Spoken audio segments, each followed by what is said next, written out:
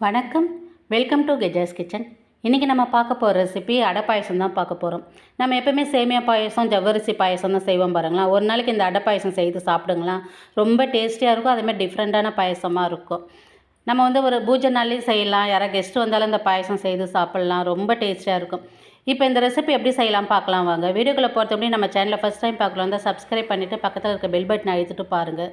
அப்போ தான் நான் போடுற வீடியோ உங்களுக்கு வரும். வாங்க வீடியோக்குள்ளே போகலாம். பாருங்கள், அடை பாயசம் பண்ணுறதுக்கு அடை வந்து இப்படி தான் இருக்கும். இந்த மாதிரி தான் இருக்கும் அடை. இந்த அடை வந்து நான் ஒரு கப் அளவு எடுத்துருக்கேன். இந்த கப்போட அளவு வந்து 100 கிராம். இதில் வந்து ஒரு கப் எடுத்துருக்குறேன்.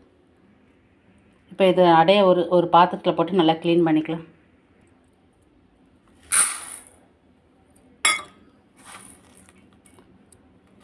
இப்போ நல்லா தண்ணி ஊற்றி 2-3 தடவை க்ளீன் பண்ணிவிட்டு வரேன் நான்.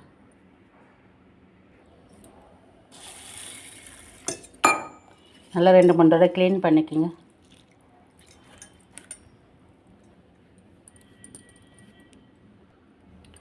பாருங்கள், அடையை நல்லா க்ளீன் பண்ணிட்டு வந்துட்டேன். இப்போ வந்து இதில் வந்து சுடு தண்ணி வச்சு ஊற வச்சுக்கலாம்.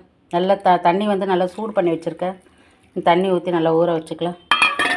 நல்லா ஒரு அரை மணி நேரம் ஊறட்டும். பாருங்கள், நான் ஒரு 1/2 லிட்ரு பால் எடுத்து காய வச்சுருக்கேன். நான் பால் காயட்டும். நம்ம வந்து அடை ஊற வச்சுருக்கோம் பாருங்களேன். அது ஊறுறதுக்குள்ளே பால் நல்லா காஞ்சி வரட்டும். நல்லா கொதித்து வரட்டும் பால். இப்போ 1/2 லிட்ரு பால் தான் எடுத்து வச்சுருக்கிறேன் நான். 2 டம்ளர் பால் எடுத்து வச்சுருக்கேன். அளவில் வந்து 1/2 லிட்ரு பால் எடுத்து வச்சுருக்கேன். பால் நல்லா கொதித்து வரட்டும். பால் நல்லா பொங்கி வருது பாருங்கள். இப்போ ஸ்டவ்வை வந்து நல்லா சிம்மில் வச்சுக்குங்க. சிம்மில் வச்சுட்டு நல்லா கலந்து கொடுத்துக்குங்க. பால் வந்து கொஞ்சம் கிட்ட இருந்து கலந்து கொடுத்துட்டே கொதிக்க வைங்க. ஏன்னா அடி பிடிச்சிக்கும் பால். அப்படி அடி பிடிக்கும்னு உங்களுக்கு வந்து பால் நம்ம திக்காக ஊற்றிக்கிறதுனால அடி பிடிக்கும். கொஞ்சம் ஸ்டவ்வை வந்து ஸ்லோவாக வச்சு காய வைங்க. அப்படி அடி பிடிக்கும் கொஞ்சம் பயம் இருந்ததுன்னா தண்ணி வந்து 1 டம்ளர் கூட ஊற்றிக்கிங்க. உங்களுக்கு ரொம்ப அடி பிடிக்காது. நல்லா கலந்து கொடுத்துக்குங்க. பால் நல்லா காஞ்சி வந்திருக்கு பாருங்கள். இப்போ வந்து நம்ம ஊற வச்சுருக்க அடை எடுத்து போட்டுக்கலாம். இப்போ நம்ம அடை வந்து ஊற வச்சுருக்கோம் பாருங்களேன். இந்த தண்ணி நல்லா வடிகட்டிக்கலாம். தண்ணி நல்லா வடிகட்டிக்கலாம். அப்படியே ஃபுல்லாக வடிகட்டணும்னு இல்லை, கொஞ்சம் தண்ணி இருந்தால் கூட பரவாயில்ல.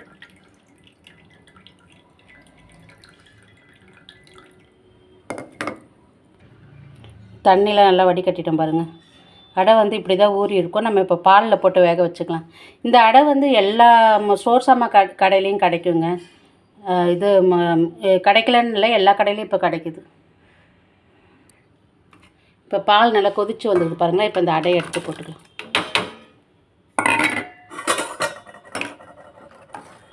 இப்போ போட்டு நல்லா கலந்து கொடுத்துக்கலாம். இப்போ பாலில் வேகட்டும் அடை.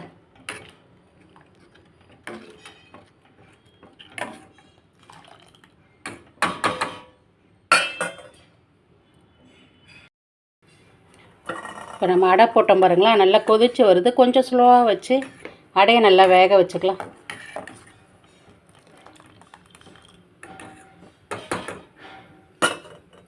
அடை வந்து வேகட்டும். இப்போ நம்ம அடை போட்டோம் பாருங்களா, நல்லா வெந்து வந்துருச்சு பாருங்கள். நீங்கள் வந்து இந்த அடையை எடுத்து இப்படி பிடிச்சி பாருங்கள்.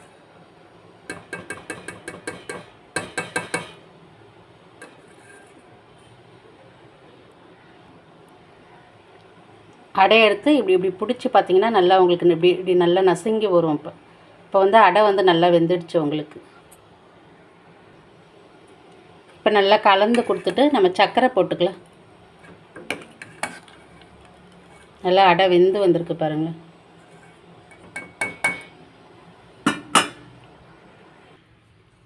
இப்போ நம்ம சர்க்கரை போட்டுக்கலாம். நம்ம அடை எடுத்தோம் பாருங்களா, அந்த கப்லேயே நான் வந்து 1 கப்பு சர்க்கரை போட்டிருக்கேன் நான். உங்களுக்கு இன்னும் அதிகமாக இனிப்பு வேணும்னா 1.25 கப்பு இல்லை 1.5 கப்பு கூட போட்டுக்கலாம்.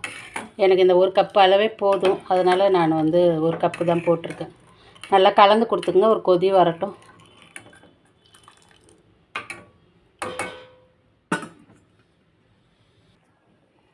பாருங்கள், நம்ம சர்க்கரை போட்டோம் பாருங்களா. சர்க்கரை போட்டு நல்லா கொதி வந்துருச்சு பாயாசம்.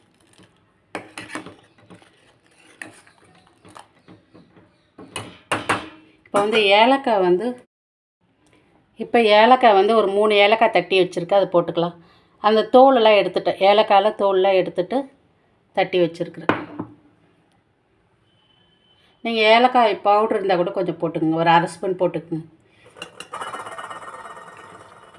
நல்லா கலந்து கொடுத்துக்கலாம்.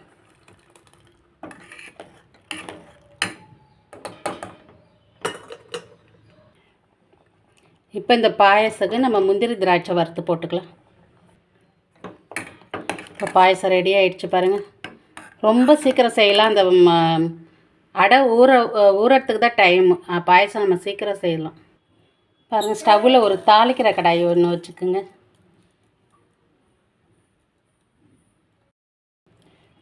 இதில் நல்லா ஒரு 2 ஸ்பூன் நெய் போட்டுக்கோங்க. இது சின்ன ஸ்பூன் தான், அதனால் நான் ஒரு 2 ஸ்பூன் போடுறேன். நீங்கள் பெரிய ஸ்பூன் அந்த 1 ஸ்பூன் போட்டுக்கோங்க. நெய் நல்லா உருகி வந்துருச்சு பாருங்கள். இப்போ நான் கொஞ்சம் அளவு முந்திரி திராட்சை எடுத்து வச்சுருக்கேன். நீங்கள் இது கூட வந்து பாதாம், பிஸ்தா எல்லாம் போட்டுக்கலாம். கொஞ்சம் எல்லாம் கட் பண்ணி பொடி பொடியாக கட் பண்ணி போட்டுக்குங்க.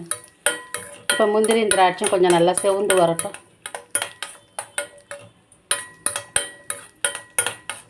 இதுக்கு அளவுலாம் தேவையில்லை, உங்களுக்கு எந்த அளவு தேவையோ போட்டுக்கலாம். நீங்கள் அதேமாரி தேங்காய் கூட நல்லா பொடி பொடியாக கட் பண்ணிவிட்டு நல்லா நெய்யில் வறுத்து போட்டிங்கன்னா அதுவும் டேஸ்ட்டாக இருக்கும். எங்களுக்கு வந்து அந்த மாதிரி போட்டால் பிடிக்காது, அதனால் வெறும் முந்திரி திராட்சை தான் போடுறேன் நான். இது கூட நீங்கள் பாதாம், பிஸ்தா எல்லாம் கட் பண்ணி போட்டுக்கலாம். பாருங்கள், நல்லா செவந்து வந்துருச்சு பாருங்கள். திராட்சை நல்லா புஷ்ஷுன்னு வந்திருக்கு பாருங்கள். இப்போ இதை எடுத்து பாயசத்தில் கொட்டிக்கலாம். இப்போ நம்ம வறுத்து வச்சுருக்க முந்திரி திராட்சை எடுத்து போட்டுக்கலாம்.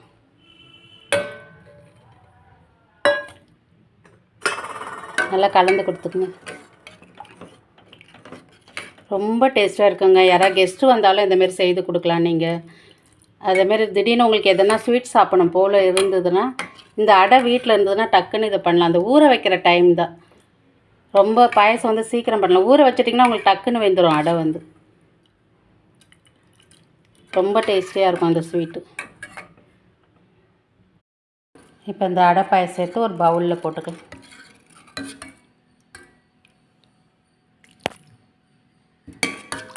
நீங்கள் உங்களுக்கு இந்த அடை கிடைக்கலன்னா இதே மாதிரி இப்படியே வந்து நீங்கள் சேமியா போட்டு செய்யுங்களா. சேமியா லைட்டாக வறுத்துட்டு இந்த மாதிரி போட்டு பாயசம் பண்ணிங்கன்னா ரொம்ப டேஸ்டியாக இருக்கும் உங்களுக்கு.